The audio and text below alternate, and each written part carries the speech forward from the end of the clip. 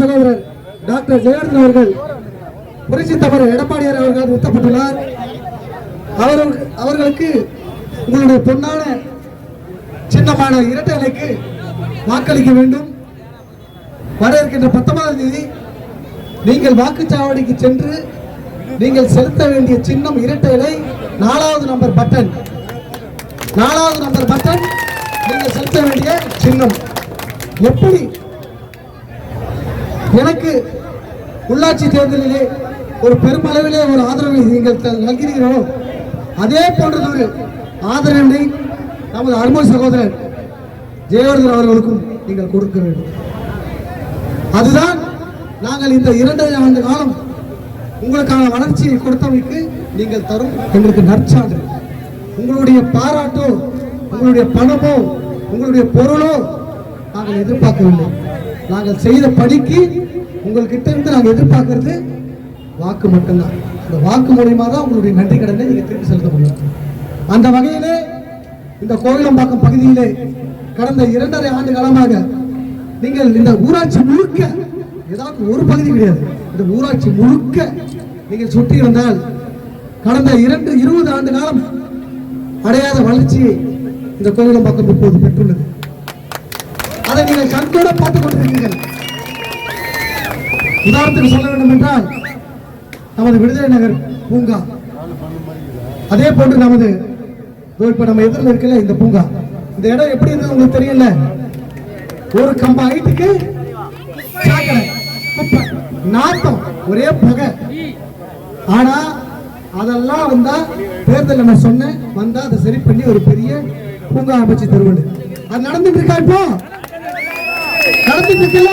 இந்த 1 மாத காலத்துல மிகப்பெரிய அளவுல இந்த சுத்துப்பட்டுல எங்கேயுமே இல்லாத அளவுக்கு ஒரு மிகப்பெரிய பூங்கா இங்க வரப்போகுது. அதே போல விடுதலை நகர் பகுதியில் ஊராட்சி முழுக்க நாம கிட்டத்தட்ட 5 கோடிக்கும் மேற்பட்ட ரூபாய்க்கு பணிகள் செய்து கொண்டிருக்கோம். நாம செஞ்சதை சொல்றோம். அதே போல நம்ம உள்ளாட்சியில் இருக்கோம், நம்மளோட பணிகளை நம்ம செஞ்சுட்டு இருக்கோம். இருந்தாலும் கூட அரசியல் என்று வரும்போது கொஞ்சம் எதிர்மறையான கருத்துக்கள் வருவது சகஜம்.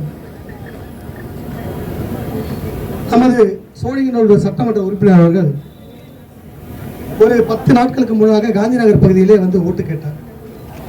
அவர் ஓட்டு கேட்கும் போது அவர் எல்லாத்தையும் சொல்லிட்டு வந்தாரு, தப்பு இல்லை. ஒரே ஒரு வார்த்தை சொன்னாரு, யார் பத்தி பிள்ளைக்கு யாரோ பேர் வைக்கிறாங்க அப்படின்னு. அதை நான் சுட்டி காட்டி அன்னைக்கே அடுத்த 1/2 ஹவர்ல நான் பேசக்கூடிய சொல்லி, அன்னைக்கு அந்த மீட்டிங் இல்லைன்னா நான் அதை பேசி போறதில்ல, இல்லை அது அந்த மாதிரி ஒரு ஆவேசமான விஷயமா நடந்துக்க போறது. இருந்தாலும் கூட எனக்கு தெரியும், நான் அவரைக்கா பார்த்து கேட்டுக்கிறேன், அவரோட மனசாட்சியை பார்த்து கேட்கிறேன்.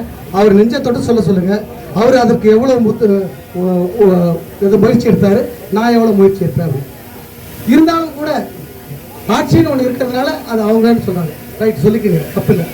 நீங்கள் சொல்லும் போதே கூட அந்த 200 அடி சாலையில் சென்ட்ரல் மீடியில் 28,40,000 ரூபாய்க்கு ஊராட்சி சார்பாக நம்ம அமைச்சு கொடுத்தோம்.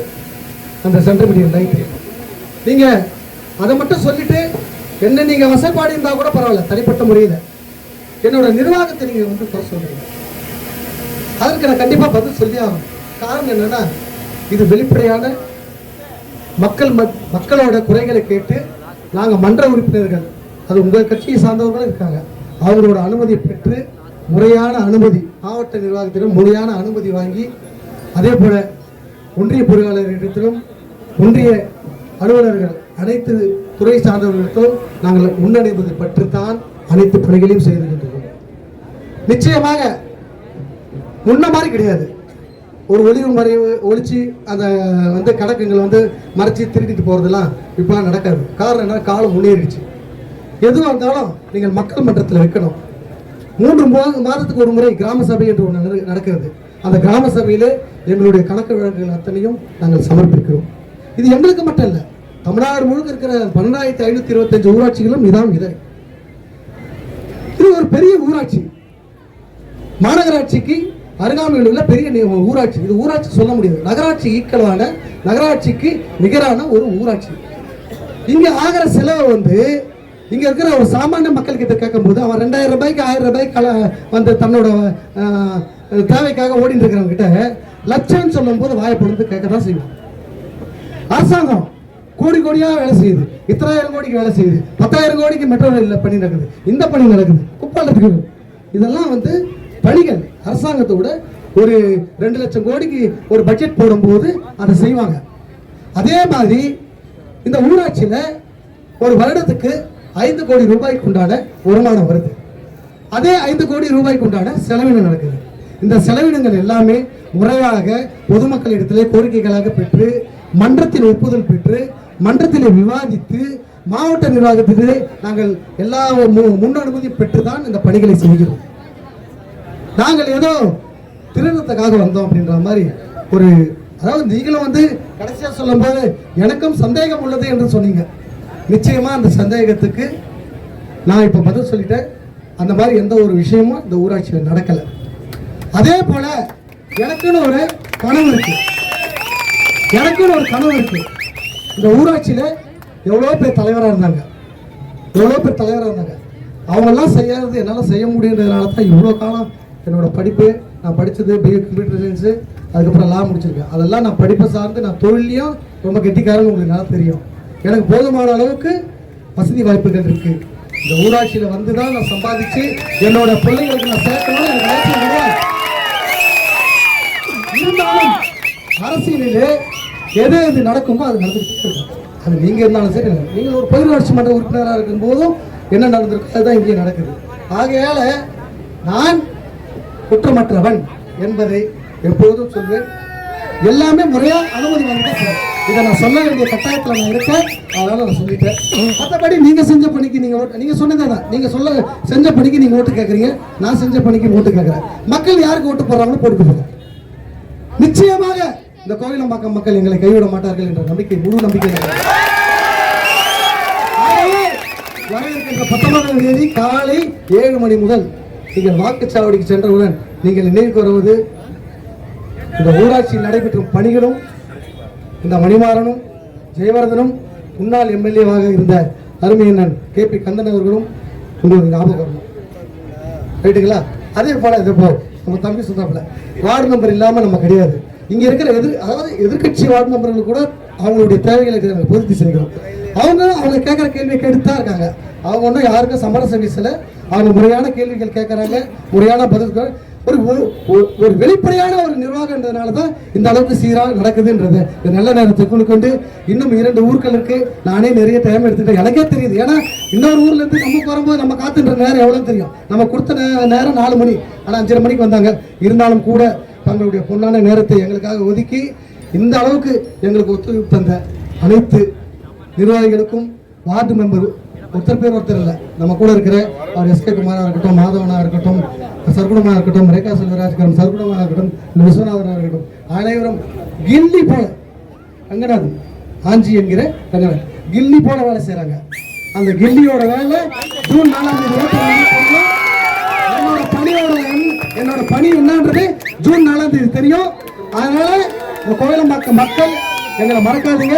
நீங்கள் அதே போல கிளைக்கழக செயலாளர்கள், மாவட்ட பொறுப்பாளர்கள், ஒன்றிய பொறுப்பாளர்கள் இருக்காங்க.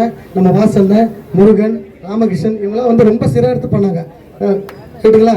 அதெல்லாம் இப்போ அதே மாதிரி கூட்டணி கட்சியை சேர்ந்த நம்ம நிர்வாகிகள், தேமுதிக நிர்வாகிகள் அருமையாக வேலை செய்யறாங்க. நம்ம கோயிலம்பாக்கத்துல சுறுசுறுப்பாக வேலை செய்யறாங்க. முதல் நாள் இருந்து இந்த நிமிஷம் வரைக்கும் எங்களுக்கு ஒத்துழைப்பு பண்ணுங்க. அவங்களுக்கு பெரிய சல்யூட். கேட்டுங்களா? அதே போல இந்த பெருமளவில் சிறுபான்மை மக்கள் இருக்காங்க. நான் வந்து ஊராட்சியில் தலைவராக இருந்ததுக்கு அப்புறம் அவங்களுக்கு பாதுகாப்பா இருக்கேன். இப்ப கூட சமீபத்தில் அந்த ரம்ஜான் நிகழ்ச்சிக்கு எங்களை அழைச்சிருந்தாங்க. நான் பேசியிருந்தேன். என்றென்றும் அவங்களுக்கு நாங்கள் உறுதுணையாக இருப்போம். என்றும் நாங்கள் உறுதுணையாக இருப்போம். அதற்காக எங்களோட கூட்டணி சேர்ந்துள்ள SDPI கட்சியை சேர்ந்த நிர்வாகிகளுக்கும் மனமார்ந்த நன்றி தெரிவிக்கின்ற. இது நன்றி தெரிவிக்கிற நாளும் கிடையாது, ஓட்டு சேகரிக்கிற நாளும். அதனால உங்களுடைய கலப்பணி இன்னும் 2 நாளைக்கு 3 நாளைக்கு 19ஆம் தேதி 6 மணி வரைக்கும் பம்பரம் போல சென்று இந்த கோயிலம்பாக்கத்தில் அதிகப்படியான ஓட்டுகளை நம்ம வாங்கி தர வேண்டும். இந்த கூட்டத்தை காட்டுறது, இந்த ஜில்லாவில் காட்டுறதெல்லாம் யார் வேணாலும் காட்டிடுவாங்க. படம் இருந்தா யார் வேணாலும் இந்த கூட்டத்தை காட்டிடலாம், யார் வேணாலும் என்ன வேணாலும் பண்ணலாம். ஆனால் அன்பால வந்த கூட்டமான நீங்க நிரூபிக்கணும். அதுக்கு ஜூன் 4ஆம் தேதி வாக்கு எண்ணும் போது இந்த கோயிலம்பாக்கம் மக்கள் எங்களுக்கு முழு ஆதரவை தந்தார்கள் என்ற நிலையை நீங்கள் எங்களுக்கு தருவீர்கள் என்று சொல்லி உங்கள் பாதம் படித்து உங்கள் பாதத்தை தொட்டு கேட்டு அன்போடு விடைபெறுகிறேன். மாவட்ட கழக செயலாளர் நம்முடைய அருமை அண்ணன் KP கந்தன் அண்ணன் அவர்களே, வருகை தந்திருக்கிற நம்முடைய தேமுதிக மாவட்ட கழக செயலாளர் சூர்யா அவர்களே, நம்முடைய மன்னன் மைந்தன் நமக்கு பல வளர்ச்சி திட்டங்களை ஊராட்சியின் மூலமாக தொடர்ந்து செய்து கொண்டிருக்கும் நம்முடைய கோவிலம்பாக்கம் மணிமாறன் அவர்களே, பணியாற்றி கொண்டிருக்கக்கூடிய நம்முடைய வார்டில் இருக்கக்கூடிய நம்முடைய செயலாளர்கள் எல்லாருமே இந்த தினத்தில் என்னுடைய பணிவான வணக்கத்தை தெரிவித்துக் கொள்ள விரும்புகின்றேன். நம்ம அடுத்த 2 ஊராட்சி இருக்குது. அந்த 2 ஊராட்சி 1 hour டைம் தான் இருக்கக்கூடிய ஒரு நிலைமை இருக்குது. அவர்களுக்கு மதிப்பளிக்க வேண்டும். அந்த நேரத்தில் போகணும். அவங்க முடிக்கலைன்னா நாளைக்கு கண்டினியூ பண்ண முடியாது. ஏன்னா நாளைக்கு வேற ஒரு நிகழ்ச்சி இருக்குது. அதோட தேர்தல் பிரச்சாரம் முடிந்தது. அந்த வகையிலே இங்கே ஆரம்பத்திலிருந்து எண்டிங் வரைக்கும் மிக உற்சாக விதத்திலே எல்லா இடத்துலையும் பாயிண்ட்லையும் பார்த்தீங்கன்னா இது அனைத்து இந்திய அண்ணா திராவிட முன்னேற்ற கழகத்தின் கோட்டை என்ற நிரூபிக்கின்ற வகையிலே இது பார்த்தீங்கன்னா அற்புதமான வரவேற்பு. ஒன்று இன்னொன்றுக்கு செழிப்பதல்ல என்ற விதத்தில் ஒவ்வொரு பாயிண்ட்லையும் உற்சாக வரவேற்பு வழங்கப்பட்டிருக்குது. ஒட்டுமொத்தமாக நம்முடைய கோயிலம்பாக்கத்தை சார்ந்திருக்கக்கூடிய மக்கள் அனைத்து இந்திய அண்ணா திராவிட முன்னேற்ற கழகத்துக்கு தான் வாக்களிப்பார்கள். இந்த விதத்தில் இது நடைபெற்றுக் கொண்டிருக்கிறது. நம்முடைய தேர்தல் பணி என்று சொல்கிற போது நம்ம தேர்தல் நாள், அந்த நாளில் நம்ம யாரெல்லாம் சந்தித்து வாக்கு சேகரிக்குமோ அவங்களெல்லாம் அழைச்சிட்டு அவங்களோட வாக்குகள் இரட்டை இலை சின்னத்தில் விழுகின்ற வகையில் நம்முடைய ஒட்டுமொத்த செயல்பாடு இருக்க வேண்டும் என்று உங்களையெல்லாம் வேண்டி விரும்பி கேட்டுக்கொண்டு, நம்ம இவ்வளோ சிரமம் எடுத்து இவ்வளோ முயற்சி எடுத்து இரவு பகல் பாராமல் வேலை செய்திருக்க மீண்டும் மணிமாறன் அவர்களுக்கு இந்த நேரத்தில் நான் ஒரு நன்றியை தெரிவித்துக் கொள்ள விரும்புகிறேன்.